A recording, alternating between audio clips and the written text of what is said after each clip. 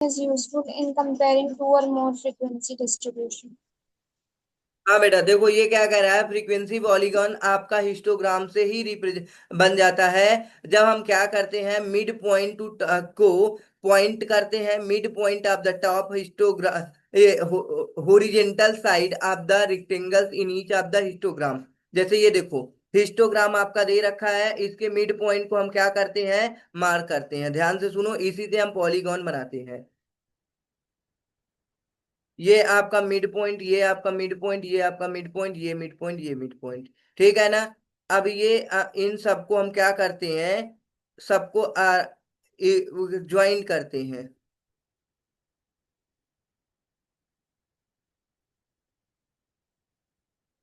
तो ये आपका क्या है, फ्रीक्वेंसी पॉलीगॉन है। चलो देखो यही चीज लिखा हुआ है यहाँ पे, क्या बोल रहा है कि if we mark the mid point of the top of horizontal size of rectangles in a histogram, बिल्कुल, and join them by the straight line, हमने ज्वाइन भी किया, आपने देखा, the figure so formed is called a frequency polygon. A frequency polygon is useful in comparing two or more frequency distribution. मतलब दो या दो से ज्यादा फ्रीक्वेंसी डिस्ट्रीब्यूशन को हम जब कंपेयर करना होता है तो हम फ्रीक्वेंसी पॉलीगॉन का यूज करते हैं।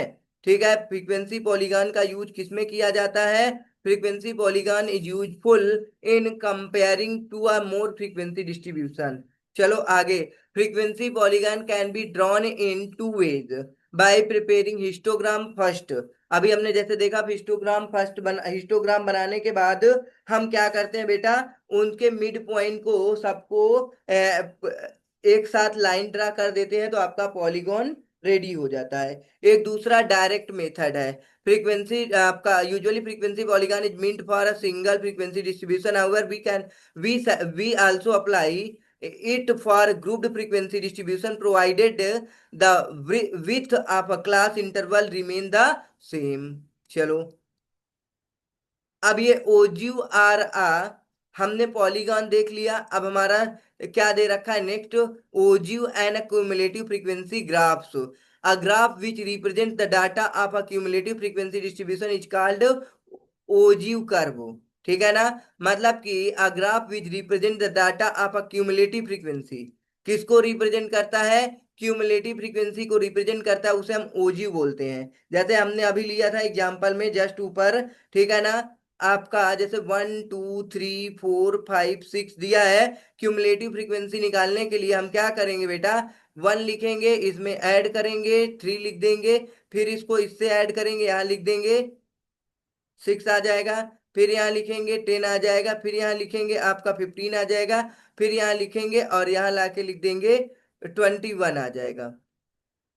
तो ये अब देखो बेटा, सबसे पहले आपकी फ्रीक्वेंसी क्यूमुलेटिव फ्रीक्वेंसी कम होती है, फिर धीरे धीरे धीरे धीरे बढ़ती जाती इंक्रीज होती जाती है। ये देखो ये आपके फ्रीक्वेंसी डिस्ट्रीब्यूशन दे रखा है ओजिव कर्व में। किस कर्व में, ओजिव कर्व में। Types of ogive, less than ogive and more than ogive. ये आपका कौन सा ओजिव था, ये आपका एक ओजिव था।